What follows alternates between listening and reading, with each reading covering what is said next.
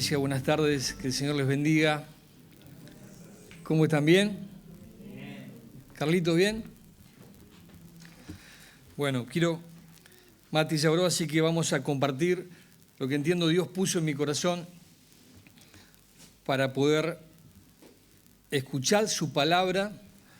Olvídense del que está aquí al frente y procuremos concentrarnos en lo que dice la Escritura, en lo que dice la palabra de Dios. El primer texto que quiero que leamos, 8 menos cuarto, es 1 Tesalonicenses capítulo 5. El verso 20 es el que vamos a leer, pero quiero que arranquemos del verso 17 en adelante, por favor. Vamos a ponerlo en pantalla. Yo lo tengo en Biblia de las Américas, pero la versión que quieran. Hace un par de semanas pegó muy fuerte en mi corazón el verso 20, pero quiero que arranquemos del 17, que dice: orad sin cesar. 18, dad gracias en todo, porque esta es la voluntad de Dios para vosotros en Cristo Jesús. 19, no apaguéis el espíritu. Y el 20, no menospreciéis las profecías, algo que hice durante muchos años de mi vida: menospreciar, subestimar, tener en poco valor las profecías, simplemente por una cuestión de mentalidad práctica según mi punto de vista. Es decir, lo que va a pasar, lo que está profetizado en la palabra de Dios que va a suceder, va a suceder. Porque así como sucedió lo que Dios dijo que iba a suceder, lo que falta aún cumplirse va a suceder. Y esa era mi manera muy básica de pensar, concentrándome en el hoy. ¿Qué tenemos que hacer hoy? Predicar el Evangelio. Y mi cabeza estaba puesta en eso, en el día a día, en obedecer lo que entendía de su palabra. Pero dice la Escritura: no menosprecien las profecías. Y me pegó como una puñalada en mi corazón. Digo, tantos años desperdiciados de mi vida. ¿Por qué hay algo en esto que la palabra nos enseña de no menospreciar, de no subestimar lo que está profetizado? Dice 2 Pedro 1:19. Y fíjense qué maravilloso texto. Dice, así tenemos, ¿por qué no tenemos que menospreciar las profecías? Porque tenemos al alcance de nuestra mano la palabra profética más segura, a la cual ustedes hacen bien en prestar atención. Nos está invitando la palabra a que prestemos atención a aquello que está profetizado, aquello que ya está escrito en la Escritura, en la palabra de Dios, que fue inspirada por el Espíritu Santo de Dios y que nos invita a poner el foco. Tiene que haber un porqué. Y esa fue mi inquietud, empezar a preguntarme por qué la palabra dice o nos invita a no menospreciar las profecías. Dice, hacen bien en prestar atención, como una lámpara que brilla en el lugar oscuro. ¿Hasta cuándo? Hasta la segunda venida del Señor. Él dijo que vuelve, Él dijo que viene. Entonces, prestar atención como una lámpara que brilla en el lugar oscuro hasta que el día despunte y el lucero de la mañana aparezca en nuestros corazones. Dice el Salmo 19, esta ley, esta palabra de Dios, esta palabra profética más segura, dice que es perfecta. La ley del Señor es perfecta, no tiene defecto alguno. Restaura el alma. Tenés el alma herida, lastimada. La palabra de Dios tiene ese poder porque fue inspirada por el Espíritu Santo de restaurar el alma. El testimonio del Señor que está acá en su palabra es seguro. Podés refugiarte con total tranquilidad. Y fíjense esto, hace sabio al sencillo. ¿Te falta sabiduría? En la palabra de Dios podés encontrar todo lo necesario para vivir una vida sabiamente. Esta palabra, creo que ya lo sabés, pero contiene un mensaje que es único, un mensaje muy especial. Esta palabra contiene un mensaje glorioso, contiene el Evangelio de la salvación en la persona de Jesucristo. Esta palabra habla acerca de Jesucristo, el Mesías, el Salvador del mundo, desde Génesis hasta Apocalipsis. En toda la Escritura habla de este plan precioso de salvación. Y quiero decirles algo que entendí muy recientemente, que nosotros no transmitimos el Evangelio de manera completa si no decimos con claridad que Jesucristo era, que Jesucristo es y que Jesucristo va a venir. Esto de que Jesucristo va a venir no es tan frecuente, al menos en mi vida. El Evangelio completo habla de que Jesucristo fue, es y va a venir. Ahora, cada vez que se menciona, fíjense qué detalle, esto lo leí de alguien que viene hace muchos años estudiando acerca de las profecías, de la parte escatológica, de lo que falta cumplirse. La palabra de Dios, toda la palabra, habla una vez de la primera venida de Cristo y 8 veces acerca de la segunda venida de Cristo. Esto fue para mí un descubrimiento. Y la palabra de Cristo nos invita a prestarle atención a lo que va a suceder, a lo que está por venir. Tiene un porqué. A mí me generó esa inquietud. ¿Se acuerdan de lo que dice Juan 1:1? Que en el principio era el verbo. En el principio ya existía el verbo. Ese verbo está con mayúscula en la Escritura, se refiere a Jesucristo. Y el verbo estaba con Dios, Jesucristo ya estaba con Dios, y el verbo era Dios. El verso 14, Juan 1:14, dice que el verbo se hizo carne en la persona de Cristo. Habitó entre nosotros, dice Juan. Vimos su gloria, dice Juan. Gloria como del unigénito del Padre, lleno. Fíjense qué cosa hermosa. Imagínense a Jesucristo, esa persona preciosa como lo describe la Escritura, lleno de gracia y de verdad. Ese es nuestro Señor. Él es el que era, el que es y el que ha de venir. Dice Apocalipsis 1:7, Él viene, por si no lo sabías, Él viene con las nubes. Y dice que un día todo ojo lo va a ver. Aún los que los traspasaron, ¿se acuerdan de esos romanos que le clavaron la lanza en el costado? Aún ellos lo van a ver. Todas las tribus de la tierra harán lamentación por él. Van a decir, era el Mesías, ¿qué hicimos? No creímos. Sí, amén. Él va a volver, Él viene en las nubes. Ahora hay un plan que Él tiene aún desde antes de la fundación del mundo. Porque no podemos pensar que este plan es improvisado. Dice Apocalipsis 4:8, cada uno de ellos tenía 6 alas y estaba cubierto de ojos por encima y por debajo de las alas. De día y de noche repetían sin cesar, este es el Señor, santo, santo, santo, es el Señor Dios Todopoderoso. Y otra vez, el que era, el que es y el que ha de venir. Ese es nuestro Señor. Pero quiero invitarlos a que nos centremos en 3 pasajes de Tito como mensaje central de esta noche. Tito capítulo 2, el verso 11, 12 y 13. Yo lo tengo en la Nueva Versión Internacional. Dice el verso 11 de Tito, en verdad, Dios ha manifestado a toda la humanidad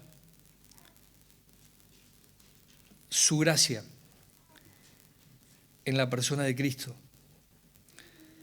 la cual trae salvación. No hay salvación, no hay otra manera de ser salvos. El pecado nos separa de Dios. Todos somos pecadores. Todos quedamos fuera de la posibilidad de tener comunión con Dios si no es a través de Jesucristo.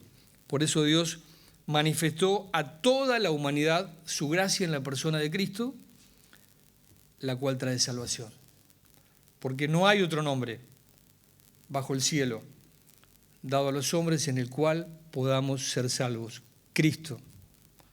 Él mismo dijo, yo soy el camino, la verdad y la vida. Y agregó, nadie viene al Padre si no es a través mío. La gracia fue manifestada. Verso 12, y nos enseña a rechazar la impiedad, nos enseña a rechazar las pasiones mundanas. Así podremos vivir en este mundo con dominio propio, justicia y devoción. Verso 13, y mientras aguardamos, fíjense, mientras aguardamos la bendita esperanza, es decir, la gloriosa venida de nuestro gran Dios y Salvador Jesucristo. Jesucristo fue manifestado, vino. Al recibir a Cristo en nuestro corazón nos ha sellado con su Espíritu Santo y nos habilita para vivir, como dice el verso 12, una vida piadosa, con devoción, dominio propio, mientras aguardamos la bendita esperanza, es decir, la gloriosa venida de nuestro gran Dios y Salvador Jesucristo. Una parte de este plan perfecto, este plan que Dios ideó, ya se cumplió. Una parte del plan se cumplió. Si volvemos al verso 11, dice, en verdad, Dios ha manifestado a toda la humanidad, y esto es bueno que prestemos atención, a toda la humanidad su gracia, no a algunos en particular, la cual trae salvación. Fíjense, a toda la humanidad, porque como dice Timoteo 2:4, Él quiere que todos los hombres sean salvos. Este es el deseo del corazón de Dios, que todos los hombres sean salvos y vengan al pleno conocimiento de la verdad. Por eso dice el verso 11, Dios ha manifestado a toda la humanidad su gracia. Dios quiere que todos conozcan a Jesucristo, o que mínimamente todos escuchen hablar acerca de Jesucristo, porque Dios da libre albedrío, Dios te da la libertad de que vos lo aceptes o lo rechaces. Te aclara que si recibís a Cristo hay perdón de pecados, hay vida eterna, vas a tener la posibilidad de vivir por la eternidad con Cristo o por la eternidad separado de Cristo si lo rechazás. Fíjense que este plan perfecto ya se cumplió. La Biblia nos habla en Isaías capítulo 7 del nacimiento virginal. Isaías profetizó que iba a nacer a través de una virgen, y eso sucedió. Dice también que iba a nacer en Belén. Miqueas profetiza que el Mesías, el Salvador del mundo, iba a nacer en Belén, y eso se cumplió. Dice también la Escritura que él iba a ejercer el ministerio después de ser bautizado por Juan el Bautista en Galilea, y eso se cumplió. Dice la Escritura que él iba a entrar en un pollino de asno, y eso se cumplió. La entrada triunfal a Jerusalén se cumplió, y que muchos iban a regocijar por eso. Que Judas lo iba a traicionar por 30 piezas de plata, dice Zacarías, y se cumplió. Que iba a ser crucificado, como dice el Salmo 22, Isaías 53 también lo menciona, y eso se cumplió. Que iba a resucitar al tercer día, Salmo 16, y se cumplió. Que iba a ascender a los cielos después de presentarse durante 40 días con pruebas indubitables de que él había resucitado, como lo vemos en Hechos, y eso se cumplió. Estas son simplemente algunas de las profecías que estaban anunciadas acerca del Salvador del mundo, acerca del Mesías, de aquel que estaba lleno de gracia y de verdad, y se cumplieron.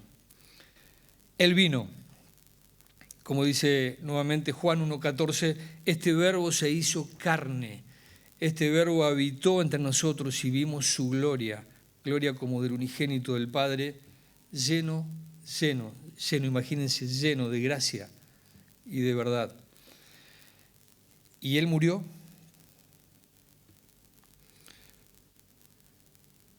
Dice Hebreos 2:9, pero vemos a aquel que fue hecho un poco inferior a los ángeles, es decir, a Jesús, coronado de gloria y honor a causa del padecimiento de la muerte, para que por la gracia de Dios probara la muerte por todos. Si Él no hubiese entregado su vida voluntariamente en la cruz del Calvario y al tercer día hubiese resucitado, venciendo la muerte y al que tenía el poder de la muerte, nosotros no teníamos chance de tener vida eterna. Porque a través de Cristo, creyendo en Cristo, tenemos la posibilidad de tener vida eterna. Pero vamos al verso 12, porque esto ya pasó, se cumplió. Esto que acabamos de leer, la Escritura nos muestra que ya sucedió, que estas profecías se cumplieron. Pero vamos al verso 12, a esta invitación a tener un estilo de vida, que es el estilo de vida que Cristo quiere darnos a cada uno de los que hemos entregado nuestro corazón a Él. Dice el verso 12, y nos enseña a rechazar la impiedad, las pasiones mundanas, que hoy estamos bombardeados por todos lados de tentaciones, a través de todos los medios masivos de comunicación, de las aplicaciones y demás. Así podremos vivir, y este es el deseo de Dios mientras aguardamos su venida. Así podremos vivir en este mundo con dominio propio. Sin recibir a Cristo no vas a poder tener el Espíritu Santo. Cristo, antes de ascender, le dijo a sus discípulos, es conveniente que yo me vaya, porque si yo no me voy, dijo Cristo, no puede venir el Consolador, el Espíritu Santo, el otro Consolador, dijo, es decir, alguien igual a Él, que va a estar con ustedes todos los días hasta el fin del mundo. El Espíritu Santo es una promesa que Él hizo a todos aquellos que creían en Él. Así podremos vivir en este mundo con dominio propio, justicia y devoción. Sin el Espíritu Santo es imposible poder vivir de esta manera. Estuve leyendo también este tiempo atrás, ahí en Juan capítulo 8, léanlo después, el relato de la mujer que fue encontrada en el mismo acto de adulterio. Creo que es una historia muy conocida de la Escritura. El Señor había bajado del monte, había estado toda una noche en el monte orando con su padre, baja y empieza a enseñar a la multitud. Y estaba sentado enseñando y de pronto irrumpen los fariseos, los escribas, estudiosos de la ley, a quien el Señor muy duramente muchas veces le dijo sepulcros blanqueados, por fuera están muy lindos, pero por dentro están podridos. O sea, se mostraban lindos en apariencia, pero dejaban mucho que desear en la práctica. Y ellos irrumpen con esta mujer. Y dice, pero simplemente era para probarlo el Señor. Fíjense qué sintonías diferentes que estaban, porque el Señor estaba ocupado en hablar con las personas, en enseñarles a las personas que estaban rodeándolo, y esta gente estaba ocupada en señalar a las personas, en este caso a una mujer, que la habían encontrado en un acto de adulterio. Y la ley de Moisés dice de apedrearlas a esas mujeres, y ellos con esa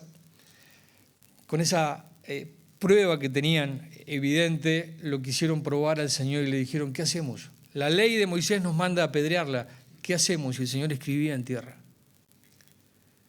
Escribía en tierra. Y en un momento el Señor dice, el que esté libre de pecado, tire la primera piedra. y siguió escribiendo.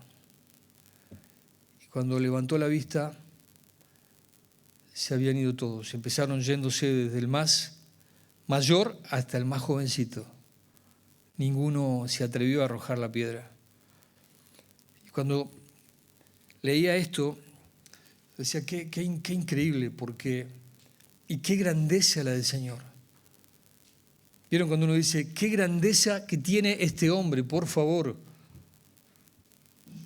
Porque nosotros con mucha facilidad, y no nos cuesta absolutamente nada, con mucha liviandad, señalamos a las personas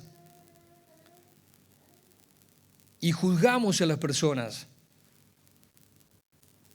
Pero fíjense la grandeza de nuestro Señor, de este que va a venir.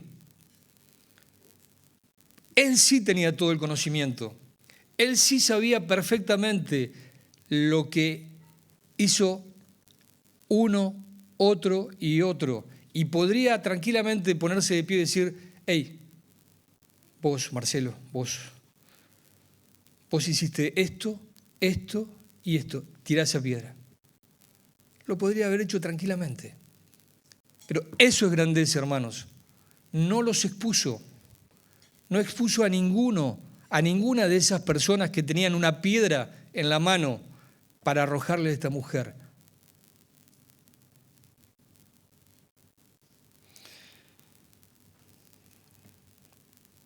Él estaba lleno de gracia, ¿saben? Lleno de gracia y de verdad. Él sabía que estaba mal, pero estaba lleno de gracia. Ellos estaban llenos de acusaciones. ¿Cuántas veces me sentí así? Él se ocupaba de tratar a las personas con la verdad, sí, pero con misericordia. Eso solamente con la verdad. Cero misericordia. Él no condenó a esa mujer. Ellos sí la condenaron. ¿Cuántas veces condenamos a las personas? Por lo que creemos que son. Él la animó a dejar de hacer lo que estaba haciendo porque estaba mal. Porque el deseo del corazón de él era restaurar a esa mujer que estaba mal. Ellos solo se limitaron a enfocarse en la condición de esa mujer. Ahora, qué lindo ver esto porque él sí sabía atacar el problema de la persona y no a la persona. Ellos atacaban a la persona, pero él atacó el problema. El problema es el pecado. El pecado es el problema de todos los hombres, de toda la humanidad. El pecado es el que está haciendo desastres en la vida de las personas, en nuestras vidas. Si nosotros nos descuidamos y bajamos la guardia, estamos en una condición de fragilidad y de vulnerabilidad, igual que esta mujer o que cualquier otra persona. Qué lindo que es mirar a la persona de Cristo y decir, como decía Pablo, quiero que me miren a mí y que vean a Cristo, que imiten a Cristo. Este es nuestro Señor. Qué grande que es la persona de Cristo. Cuando Jesús mira a la persona, a la mujer esta, ¿saben qué está mirando? Está mirando la imagen de Dios en ella. Recuerden que fuimos creados a imagen y semejanza de Dios. Es decir, que cuando miramos a alguien con el deseo de juzgar a esa persona porque me considero mejor que ella, porque no estoy haciendo lo que hace ella,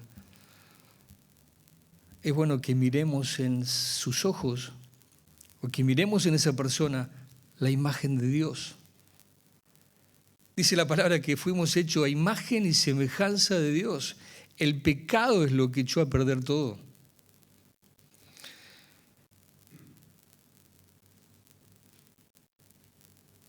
¿Se acuerdan del pasaje de Mateo que dice, tuve hambre, porque tuve hambre y me diste de comer? Tuve sed y me diste de beber, fui forastero y me recogisteis, estuve desnudo y me cubristeis, enfermo y me visitasteis en la cárcel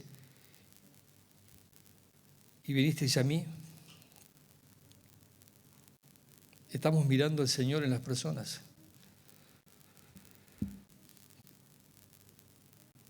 Dios desea restaurar, y no nos olvidemos porque esto es parte del plan de Dios. Dios desea restaurar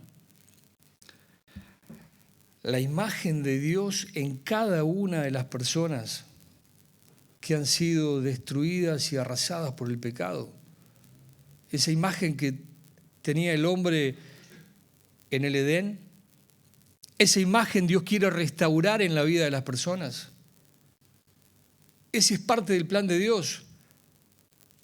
¿Por qué nos cuesta mirar como mira Dios? ¿Por qué nos cuesta tanto mirar como mira Dios a través de su corazón, a través de su lente, lleno de gracia y de misericordia y de verdad? Volver al diseño original es el deseo del corazón de Dios.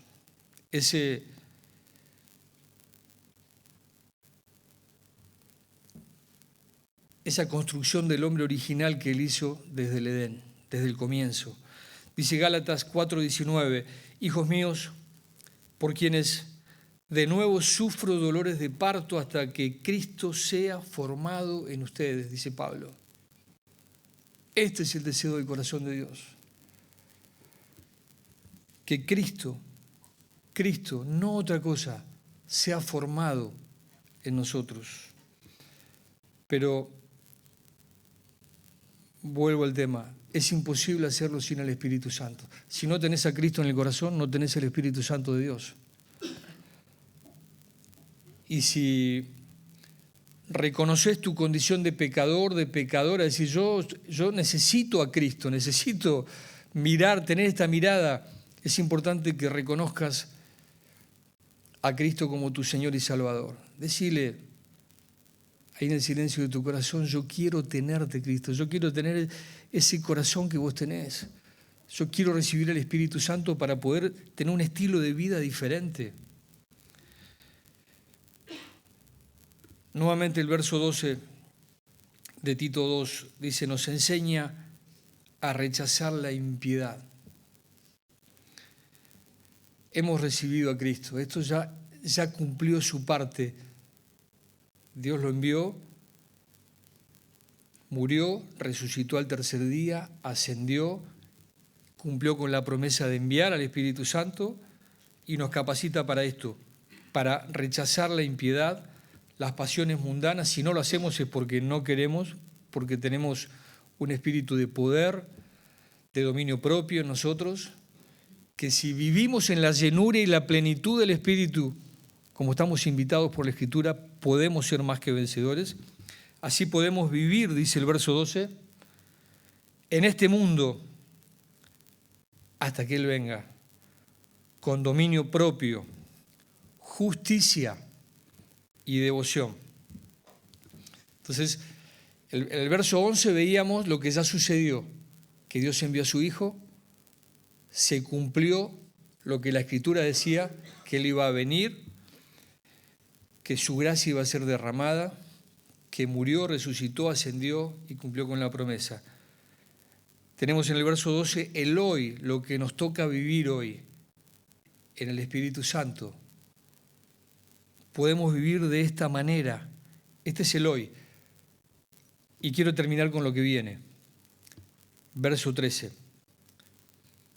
Mientras aguardamos, esto es lo que yo no tenía, esta esperanza, o sea, vivir el día a día en dependencia del Espíritu, pero con esta esperanza, mientras aguardamos, ¿qué cosa?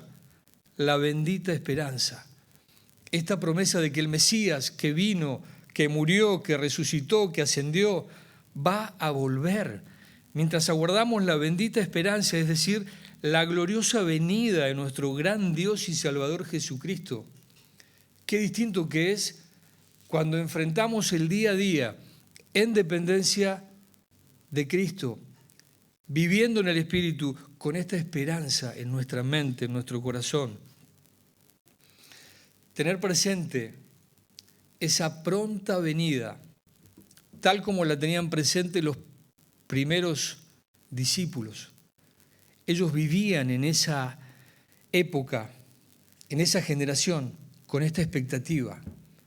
Imagínense si ellos vivían con esta expectativa, ¿cuánto más nosotros, que las evidencias de que su venida está cerca, debiéramos vivir? Tener presente su pronta venida debe movilizarnos, ¿sabe qué? O por lo menos a mí me moviliza hoy a purificarme, a estar más cerca de Él, a estar preparado. Él viene. Es distinto vivir una vida relajada, decir, soy salvo, vienen, anda a saber cuándo. Él viene, hay evidencias que Él viene. Vamos a Juan, primera de Juan 3:3. Podemos arrancar del verso 2, no lo tengo acá, pero podemos leerlo. El verso 2 dice, queridos hermanos, ahora somos hijos de Dios, porque hemos recibido a Cristo, pero todavía no se ha manifestado lo que habremos de ser. Sabemos, sin embargo, que cuando Cristo venga, Él viene, hermanos, seremos semejantes a Él, porque lo veremos tal como Él es. Y el verso 3 dice, y todo el que tiene esta esperanza de saber que Él viene, esta esperanza puesta en Él, se purifica, así como Él es puro. Se purifica, así como esas vírgenes que estaban con el aceite preparado, esperando al novio. Se purifica. La visión del regreso de Cristo, ¿saben qué? Refina nuestro carácter, porque me hace estar más cerca de Cristo, porque el Espíritu Santo trabaja en mi vida, en mi carácter. La visión del regreso de Cristo, tenerla presente, me ayuda en las relaciones interpersonales, porque tengo que estar preparado para su venida. Refina también mi ministerio y me enfoca en el propósito que Dios me ha dado. Hay muchos beneficios más, que Dios quiera que podamos ir descubriéndolos como iglesia. Pero Cristo viene. Dice Romanos 13, 11 y 12, y esto conociendo el tiempo, que es hora de levantarnos del sueño, como muchas veces me sentía adormecido con esto, conforme con lo que ya teníamos, o con lo que tenía por lo menos, la salvación de mi alma, porque ahora está más cerca de nosotros nuestra salvación que cuando creímos. Dice la palabra, la noche está avanzada. Escuchemos algo de las noticias y nos vamos a dar cuenta. Y se acerca el día. Entonces, la invitación de la palabra es, desechemos pues las obras de las tinieblas, purifiquémonos y vistámonos de las armas de la luz. Está cerca la venida. Las profecías no son información sobre el futuro, como muchas veces pensé, sino una invitación real a formar parte del plan de Dios, porque eso que está profetizado, que todavía no se ha cumplido, es parte del plan que Dios tiene desde antes de la fundación del mundo. Y yo creo que van a haber dos clases de cristianos en los últimos tiempos: los que estén mirando los placeres de este mundo, asustados, distraídos, asustados por las dinámicas de lo que está pasando permanentemente y los ataques del enemigo que se ven de manera muy clara, y los que estén esperando la majestuosa venida de Jesucristo, esa aparición gloriosa del Mesías que prometió volver. Y un texto que nunca había leído, que nunca le había prestado atención, 2 Pedro 3:12, dice aguardando y apresurando, dos palabras que golpearon también mi corazón. Dice el verso 12, esperando, en este contexto que estamos hablando, esperando y apresurando. O sea, esa palabra apresurando, ¿qué significa? La venida del día de Dios, en el cual los cielos serán destruidos por fuego y los elementos se fundirán con intenso calor, pero esperando y apresurando, es decir, enfocado en lo que tenés que hacer. Dios te dio dones, Dios te dio capacidades, Dios tiene un propósito con tu vida. Vos podés esperar la venida del Señor cruzado de brazos, o podés formar parte de esto, de aguardando y apresurando, ocupándote de hacer lo que tenés que hacer, de alguna forma acelerando con tu tarea esa venida. Porque uno de los requisitos, déjame decirte, para la segunda venida de Cristo, lo vemos en Mateo 14, y ya estamos terminando, vamos a leerlo. Y este evangelio del reino, dice el 24:14, se predicará en todo el mundo. Recuerden que el deseo del corazón de Dios es que todos los hombres sean salvos. Sabemos que no todos van a ser salvos, pero ese es el deseo del corazón de Dios, que todos escuchen el mensaje de salvación, que todos tengan la oportunidad de ser salvos. Y este evangelio del reino se predicará en todo el mundo como testimonio de todas las naciones. ¿Y entonces qué? Vendrá el fin. Hay una parte activa que nos corresponde a nosotros. Dios nos ha dado la bendición, la posibilidad, el privilegio de ser portadores de este mensaje glorioso en estos vasos de barro, de ser los heraldos. Ese será predicado.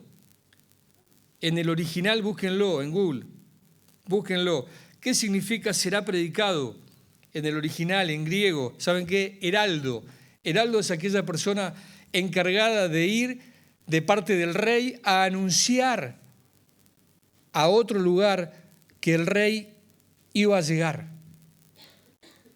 El heraldo era la persona responsable de llevar ese mensaje y de advertir que se preparen, porque el rey viene.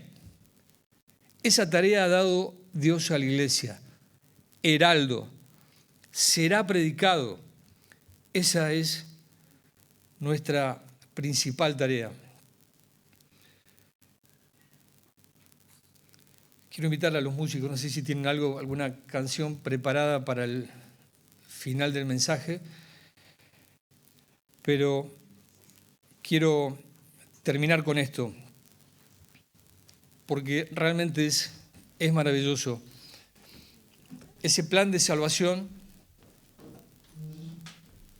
donde gran parte de ese plan se cumplió, Dios envió al Mesías, lleno de gracia y de verdad.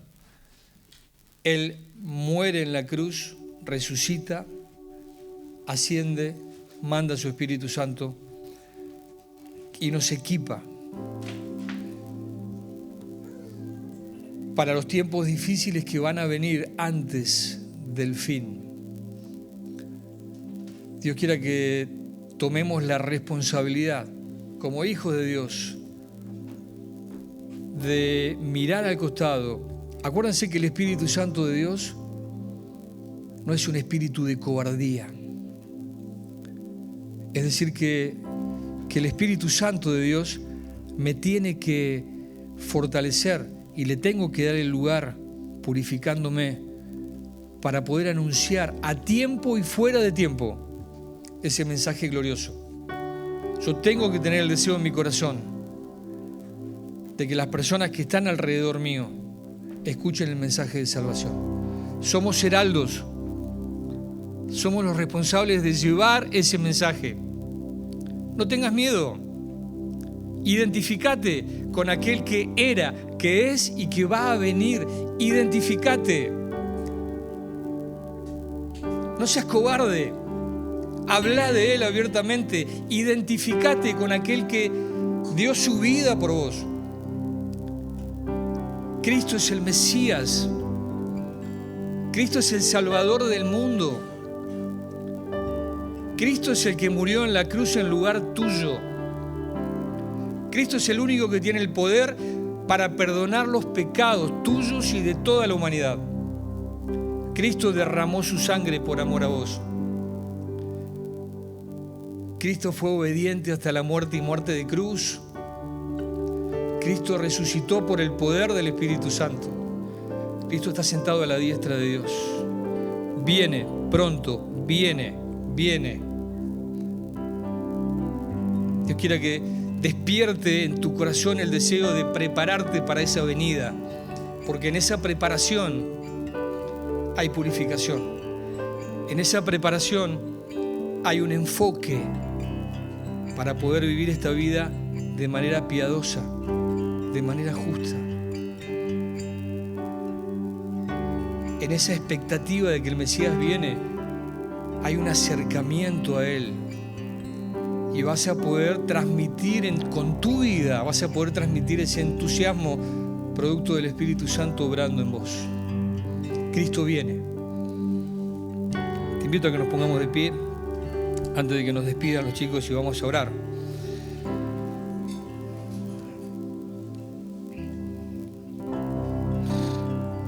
Nuestro Dios, gracias.